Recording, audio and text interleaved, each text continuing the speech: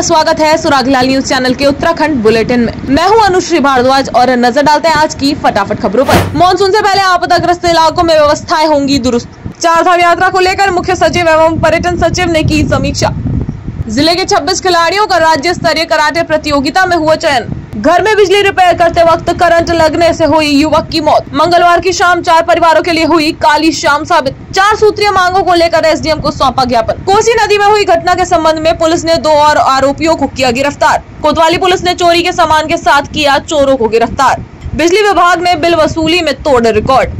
गहरी खाई में गिरे युवक के लिए देवदूत बने फायर कर्मी। जसपुर में आंगनबाड़ी केंद्र पर पड़ा छापा। अब खबरें विस्तार से। मानसून में हर बार रकसिया, कलसिया, देवखड़ी नाला सहित नंधौर नदी कहर बरपाती है, तो वहीं इस बार जिला प्रशासन ने इन संवेदनशील क्षेत्रों को चिन्हीकरण कर इनका बरसात में पानी की निकासी को लेकर पूरा प्लान तैयार किया है, ताकि बरसात में ये नाले और नदी किसी प्रकार का कहर न बर पाए। एक बार फिर अब इन नालों के प्रॉपर मैनेजमेंट की बात की गई है। हल्द्वानी से संवाददाता दीपक अधिकारी की रिपोर्ट।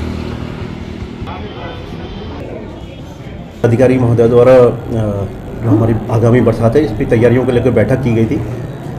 इसमें रक्सिया नाला, कलसिया नाला और देवखड़ी नाला, इसके साथ साथ नंधौर नदी का ऐसा क्षेत्र जिससे आबादी प्रभावित होती है तथा अन्य ऐसे संवेदनशील स्थान जहाँ पे आपदा का खतरा बना रहता है और आबादी प्रभावित होती है, उन जगहों को चिन्हित करने के लिए, साथ ही जो शहर क्षेत्र के नाले हैं, रक्सिया नाला है, कलसिया नाला है, इनका सिंचाई विभाग और राजस्व विभाग के साथ संयुक्त निरीक्षण और इसकी ड्रेनेज का प्लान बनाने के लिए सिंचाई विभाग को, राजस्व विभाग को और नगर निगम को निर्देशित किया गया। चारधाम यात्रा की तैयारियों को लेकर प्रदेश की मुख्य सचिव राधा रतूड़ी और पर्यटन सचिव सचिन कुर्बेद लगातार समीक्षा कर रहे हैं। बता दें, पिछले दिनों मुख्य सचिव और पर्यटन सचिव ने केदारनाथ का दौरा किया था। वहीं आज केदारनाथ में मौके पर पहुंचकर निर्माण कार्यों का स्थलीय निरीक्षण किया।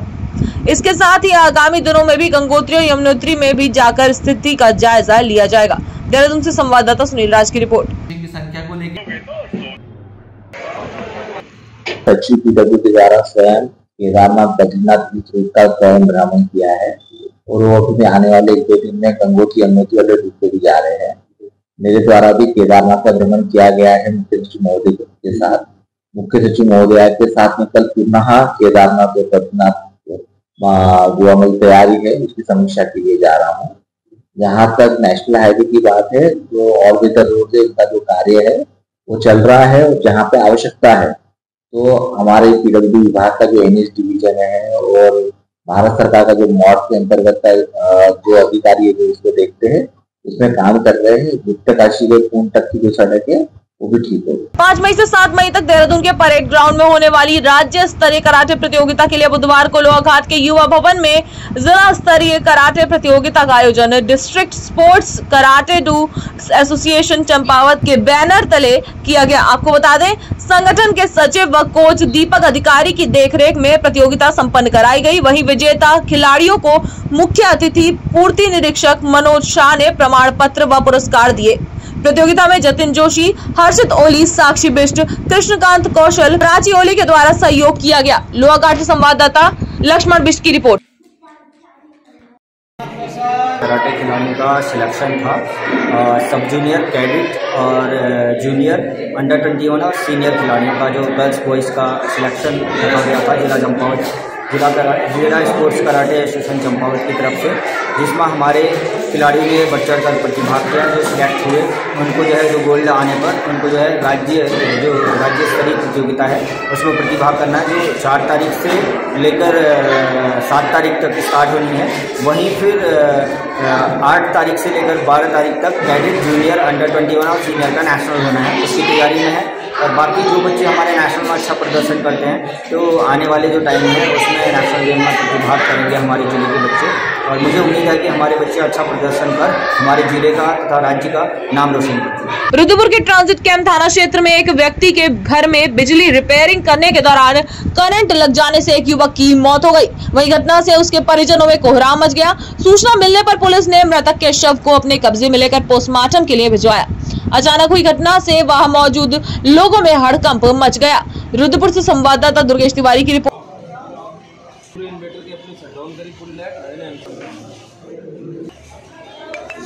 रुद्रपुर नगर निगम क्षेत्रांतर्गत श्यामा प्रसाद मुखर्जी नगर के ऊपर आजाद नगर, जो कि ट्रांजिट कैंप का हिस्सा, वार्ड नंबर 4 आजाद नगर में विद्युत विभाग के लाइनमैन के अंडर में काम करने वाले व्यक्ति बहुत हैं। उसमें से एक जीतू भाई कोमल प्रसाद के घर में इलेक्ट्रिसिटी का, ऊर्जा का काम करने के लिए गए थे और परिस्थितियां ऐसी हो गई, विद्युत प्रवाह हो गया और विद्युत प्रवाह होने के दौरान उनकी मृत्यु हो गई।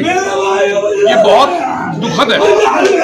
जिसके परिवार का जाता है उसको बहुत कष्ट होता है। आप देखिए कैसे लोग रो रहे हैं और तड़प तड़प के रो रहे हैं। आज जीतू इनका भाई चला गया तो वास्तव में इस परिवार को काफी दर्द है और मैं चाहता हूं किस लापरवाही से उसकी मृत्यु हुई। और जो विद्युत विभाग के लाइनमैन है उनके अंडर में जो काफी टीम काम कर रही है, जो इलेक्ट्रिसिटी का काम करते हैं, अपना जीवन जोखिम में डालकर, आज इनके लिए कौन जिम्मेदार होगा?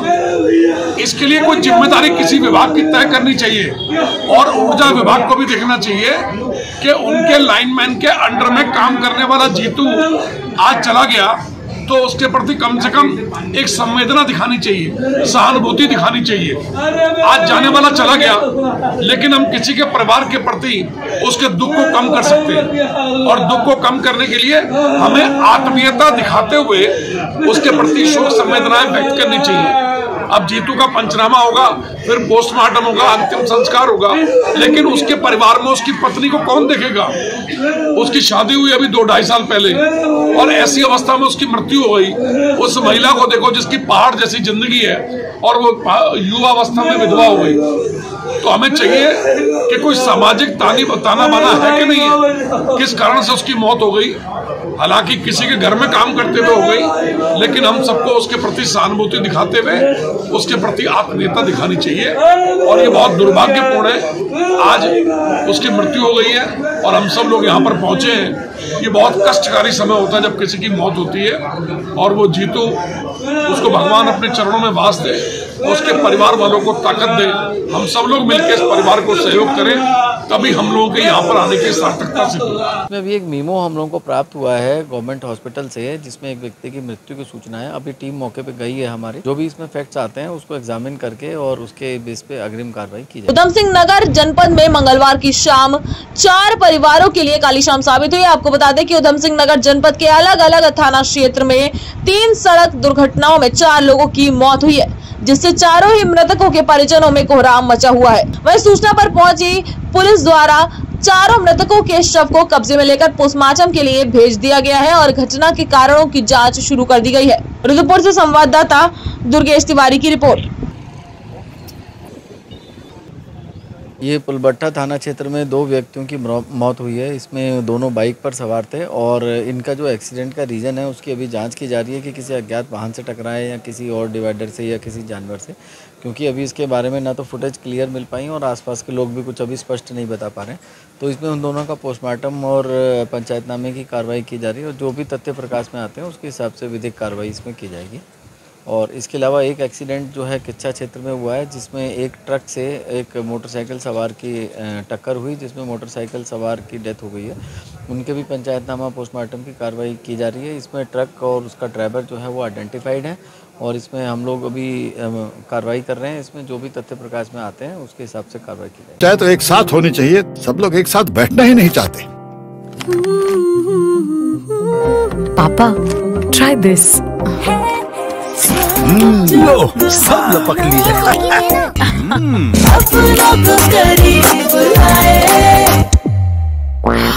ये क्या हाल कर दिया है रूम का? बस कल से चाय मेरे रूम में। देवर पान नमकीन। उधम सिंह नगर के बाजपुर में बुधवार को दर्जनों की संख्या में कांग्रेस कार्यकर्ता एकत्र होकर बाजपुर एसडीएम कार्यालय पहुंचे। वहीं इस दौरान उन्होंने 4 सूत्रीय मांगों को लेकर मुख्यमंत्री को संबोधित ज्ञापन एसडीएम राकेश चंद तिवारी को सौंपा। ज्ञापन में पहली मांग वर्तमान समय में सरकार द्वारा बिजली की बढ़ाई गई दरें जल्द से जल्द कम की जाए रखी गई। दूसरी मांग गन्ने की बकाया राशि का भुगतान शीघ्र अतिशीघ्र किया जाए। तीसरी मांग किसानों के मोटरों के बिल को माफ किया जाए और चौथी मांग 20 गांव की भूमि का कानूनी निस्तारण शीघ्र अतिशीघ्र किया जाए रखी गई। बाजपुर से संवाददाता कुश श्रीवास्तव की रिपोर्ट। तो मांग जो बिजली के रेट बढ़ाए गए हैं, किसान तो आ गई बहुत पिछली किसानों की जो फसल मरी, धान मरा, उसका मुआवजा तो मिला नहीं, लेकिन बदले में बिजली के रेट बढ़ा दिए गए, सब दवाइयाँ और सब खादें महंगी करी गई।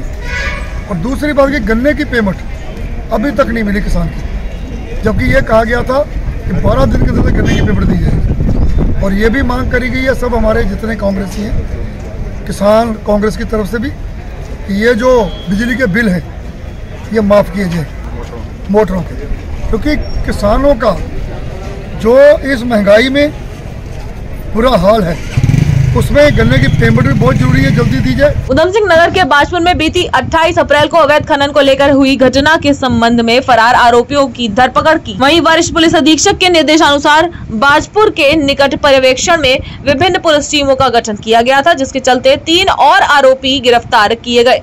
आपको बता दें, बुधवार को घटना में सम्मिलित अन्य 2 आरोपियों को बन्नाखेड़ा क्षेत्र से गिरफ्तार किया गया था। साथ ही आरोपी शुभम जोशी के कब्जे से घटना में प्रयुक्त एक अदद पिस्टल 32 बोर भी बरामद किया गया है। बाजपुर से संवाददाता कुश श्रीवास्तव की रिपोर्ट।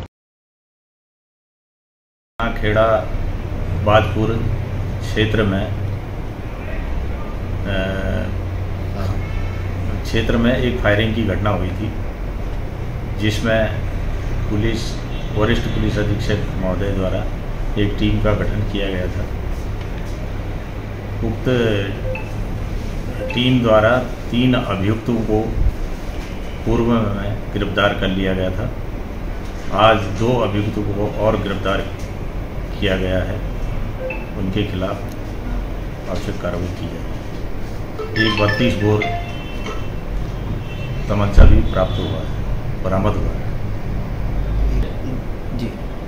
एक 32 बोर पिस्टल अवैध बरामद हुआ है। रामनगर शहर में बीते दिवस एक मंदिर एवं एक निर्माणाधीन मकान में अज्ञात चोरों द्वारा चोरी की घटना को अंजाम दिया गया। दोनों ही चोरी की घटनाओं में कोतवाली पुलिस ने अज्ञात चोरों के खिलाफ मुकदमा दर्ज कर उनकी तलाश शुरू कर दी थी। घटना के संबंध में जानकारी देते हुए कोतवाल अरुण कुमार सैनी ने बताया कि पुलिस द्वारा इस मामले में मोहल्ला खताड़ी निवासी तनवीर को गिरफ्तार कर उसके कब्जे से मंदिर की चोरी किया हुआ सभी सामान बरामद कर दोनों चोरों के खिलाफ संबंधित धाराओं के तहत अभियोग दर्ज कर उन्हें कोर्ट में पेश करने की कार्रवाई की गई। रामनगर से संवाददाता राजीव अग्रवाल की। देखिए, सिद्धेश्वर मंदिर में एक अज्ञात चोरी द्वारा दान पत्र से कुछ सामान चोरी कर लिया गया था और कुछ पैसे और अन्य जेवरात वगैरह थे। पुलिस द्वारा मालूम मुलजिम को आज गिरफ्तार किया गया है, माननीय न्यायालय पेश किया जा रहा है। चोरी के एक अन्य मामले उदयपुर चोपड़ा में वर्किंग साइट पर एक अज्ञात चोर द्वारा काम करने के उपकरण और अन्य सामान टाइल्स को जो कैरी करने के उपकरण थे वो चोरी कर लिए थे। माल मुलजिम को गिरफ्तार कर माननीय न्यायालय पेश किया जा रहा है। नैनीताल जिले में बिजली विभाग ने बिल वसूली में इस बार रिकॉर्ड तोड़ दिया है। आपको बता दें कि नैनीताल जिले में 2023-24 में 524 करोड़ रुपए की बकाया वसूली की गई है। बिजली विभाग की अधीक्षण अभियंता नवीन मिश्रा ने जानकारी देते हुए बताया कि इस वर्ष 541 करोड़ का टारगेट रखा गया था, जिसके सापेक्ष 524 करोड़ यानी 97% की वसूली की गई है। हल्द्वानी से संवाददाता दीपक अधिकारी की रिपोर्ट। जनपद नैनीताल के अंतर्गत राजस्व वसूली का प्रश्न है। तो पिछले वित्तीय वर्ष 2023-24 में हमारी राजस्व वसूली का लक्ष्य पूरे जनपद का 541 करोड़ रुपए निर्धारित था, जिसके अगेंस्ट हमने 524 करोड़ रुपए की वसूली पूरे साल में की है, जो कि लक्ष्य के सापेक्ष 96.85% है। और अगर राजस्व वसूली की वृद्धि के दर से बात करें तो पिछले वर्ष 2023-24 और 22-23 को अगर हम कंपेयर करें तो हमारे जनपद में जो राजस्व वसूली की वृद्धि है वो 13.84% रही है। का आपने प्रश्न किया तो पिछले वित्तीय वर्ष में बिजली चोरी के हमने लगभग 293 मामले पकड़े थे, जिनमें 33 मामले गंभीर प्रकृति के थे, जिनके विरुद्ध हमने संबंधित थाने में FIR दर्ज कराई है। इन 293 मामलों में 44 लाख रुपए का राजस्व निर्धारण हमने किया था और उसके अगेंस्ट 31 मार्च तक हम लोगों ने 29 लाख रुपए की लगभग वसूली कर ली है। शेष जो वसूली हेतु लंबित मामले हैं वो न्यायालय में वर्तमान में गतिमान है और माननीय न्यायालय के निर्णय के अनुसार उनमें अग्रेतर कार्रवाई की जाए। लोहागढ़ ब्लॉक 500 के इराकोट क्षेत्र में बुधवार देर रात एक युवक फिसलकर 500 मीटर गहरी खाई में जा गिरा। वहीं 112 से मिली सूचना पर लोहाघाट से फायरकर्मी व police team FSO Chandan Ram के नेतृत्व में घटना स्थल पर पहुंची। जहां सूचना पर फायर टीम ने मौके पर पहुंच गहरे अंधेरे में टॉर्च की मदद से बड़ी मुश्किल से गहरी खाई में उतर घायल युवक को ग्रामीणों की मदद से स्ट्रेचर व रस्सी की सहायता से करीब 5 घंटे के कठिन रेस्क्यू के बाद सुरक्षित बाहर निकाल लोहाघाट उप जिला चिकित्सालय पहुंचाया। लोहाघाट से संवाददाता लक्ष्मण बिष्ट की रिपोर्ट। हमें सूचना मिली सर करीब 18:24 पर कि ईड़ा कोट क्षेत्र में जो है एक व्यक्ति गहरी खाई में गिर गए हैं। तो बचाव कार्य के लिए हमारे कप्तान साहब द्वारा DCR के माध्यम से सूचना दी गई। तुरंत जो है रेस्क्यू कार्य पर पहुंचे तो शीघ्र हमारी टीम रेस्क्यू के लिए रवाना हुई। तो देखा तो वहां पर बहुत गहरी खाई थी, लगभग 500 मीटर तो काफी गहरा था सा। पिरूल जो है काफी मात्रा में वहां पर इकट्ठा हुआ है, जिससे फिसलन भी बहुत ही ज्यादा हुई थी। जैसे तैसे जान जोखिम में डाल के हमारी यूनिट गहरी खाई में गिरी और साथ में गांव के 4-5 जो व्यक्ति थे, लड़कों ने बहुत अच्छा साथ दिया सर। बहुत मेहनत करी क्योंकि बहुत ही कठिन कार्य हो रहा था ये सर। एक तो रात्रि हो गई थी, अंधेरा हो गया था। हमारे ड्रैगन लाइट और अन्य हमारे मल्टीपर्पज रोप की सहायता से और स्पाइन बोर्ड जो हमारा स्टेजर होता है उसके माध्यम से ये रवि फत्याल सन ऑफ गंगा सिंह फत्याल, जिनकी उम्र 35 वर्ष लगभग थी, इन्हें सकुशल कई घंटों के कड़ी मकसद के बाद हमारे फायर यूनिट द्वारा रोड तक लाया गया और 108 के द्वारा फिर उपचार हेतु हॉस्पिटल। चाहे तो एक साथ होनी चाहिए, सब लोग एक साथ बैठना ही नहीं चाहते। पापा ट्राई दिस। लो सब लपक लिए।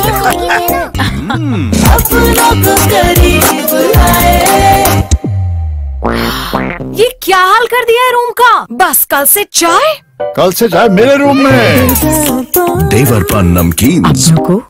जनपद उधम सिंह नगर के जसपुर क्षेत्र अंतर्गत वार्ड नंबर 16 के आंगनबाड़ी केंद्र नंबर 7 पर तहसील प्रशासन द्वारा छापेमारी की गई। केंद्र में कई खामियां पाई जाने के साथ ही तहसील प्रशासन की टीम ने आंगनबाड़ी केंद्र के अभिलेखों के रखरखाव को भी देखा।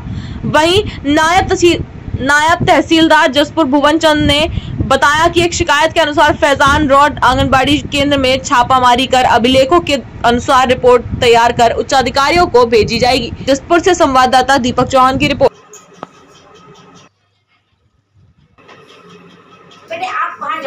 मोबाइल में प्राप्त एक शिकायत के अनुसार आज 2 मई को आंगनबाड़ी केंद्र जो है ये उत्तमपुर पट्टी जसपुर फैजाम रोड में आंगनबाड़ी जो कार्यकर्ती है शबाना आजमी है और उसकी सहायिका परवीन जहाँ, उनके वहाँ पर हमने उनके कागजात अभिलेख देखे गए।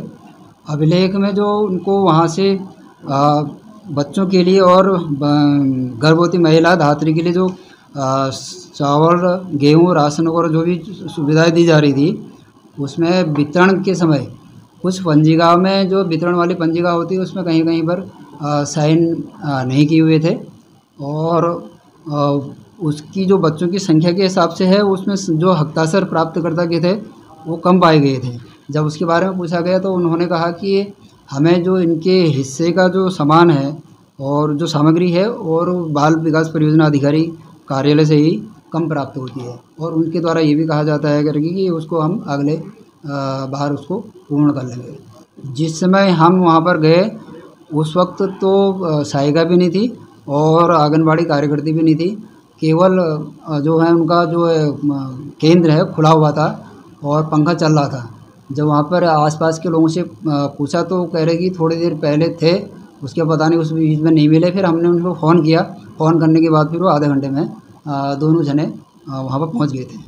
अब जो उनके अभिलेख हमने देखे हैं उनकी हम कुछ छाया प्रति वगैरह लाए हैं, उसके अनुसार पूरा रिपोर्ट तैयार करके उच्च अधिकारी को पेश कर देंगे उसकी रिपोर्ट। आज के लिए बस इतना ही। उत्तराखंड से जुड़ी सभी खबरों को जानने के लिए जुड़े रहें सुरागीलाल न्यूज़ चैनल से। धन्यवाद।